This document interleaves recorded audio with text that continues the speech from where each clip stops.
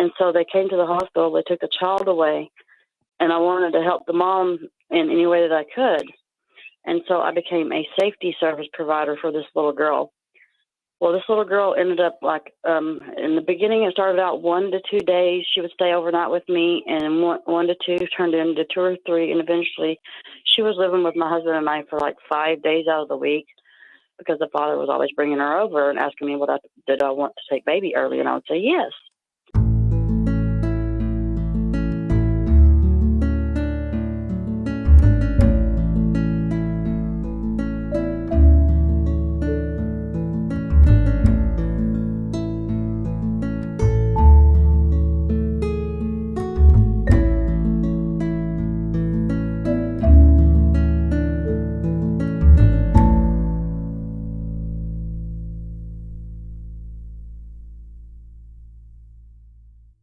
So let's jump right into the calls today. Let's take Amy from Oregon. Amy, did you have a story to tell or a question to ask? Thank you, first of all, for hearing me out. I have a question, actually, I guess, more than I would tell the story because the story's really long. But, okay, there's a little girl that I raised. Okay, I met her birth mother at the apartment building I lived in at the time, which I'm still in the same apartment complex. But when she was born, I watched this little girl come into the world, and the father was given full custody, and the mother has disabilities, mental disabilities or whatever. Mm-hmm. And so they came to the hospital. They took the child away, and I wanted to help the mom in any way that I could. And so I became a safety service provider for this little girl.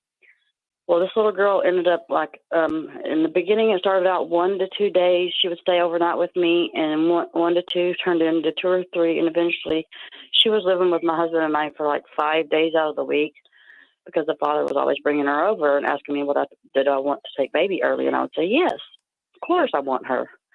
And anyway, her life is very well documented with videos and pictures and stuff like that. And since I'm not the biological mother to this child, and since she was removed, and the reason that she was removed is because she has 2 older half siblings, and the oldest one, the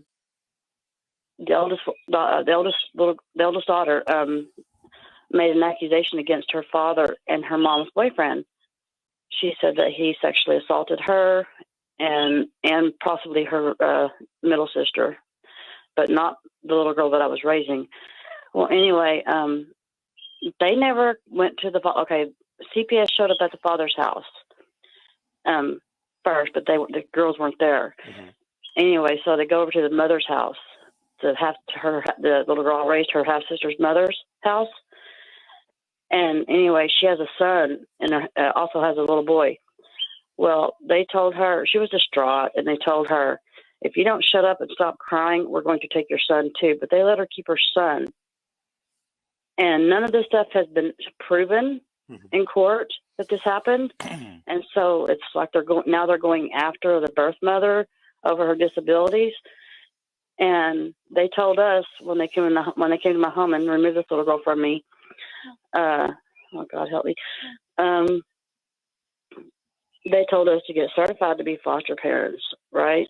And we went through the grueling process of becoming certified to be foster parents so that I could get this little girl back while this investigation is going on. And it's been almost 2 years come June 17th of this year. It'll be 2 years that they've been in foster care. 2 years? Yes, because they keep pushing that out, and the caseworkers are saying that there's new testimonies made by the 2 half sisters, and so that they would have to postpone it, which I know what they're doing. I know exactly what they're doing. But I raised this little girl. She called me mom. She called my husband dad. And we always told her, look, you got 2 mommies, you got 2 daddies, so you got twice the love, baby girl. And, they never gave the birth mom a chance to even mess up with either one of her children. She has another one that's in foster care too. They removed. And so as someone who's a non-relative, but yet I raised that little girl. Okay, yeah, I don't. Okay. Yeah. At first, I didn't know what to do. I'm just doing whatever they tell me to do, right? And they told us to get certified. We did. We took parenting classes, a 6-week course parenting class for them. We got the right size, everything. Amy, hold on for a second. Okay. You're in the state of Oregon, right? Yes, sir. Okay, so have you talked to a lawyer in your state about helping you? I have tried to find a lawyer, and I can't find one in this town. But I've only recently started looking for an attorney because I was told that I had no rights because I'm not a bio parent to her. Well, you know what? That's what I have been told. Okay, that's not necessarily true. If your case was in California, for example, you definitely would have rights. You might even be able to file for something called presumed parent status. But you know what? I work with an attorney in Oregon. What county are you in? Douglas County. Okay, I work with an attorney. He's in Deschutes County. But what I'd like you to do is during the week coming up, I want you to call me at my office, and I'm going to give you his name and number, and you give him a call and see if he can assist you with your, I think they call it DHS matters or CPS matters in Oregon. Okay. Okay. Let me give you my Let me give you my office number. It's 888-888-6582. That's 888. Okay, awesome. 888-6582. Any quick questions you want to ask me before the break? No, I don't think I have any more questions. I think I think you pretty much answered it.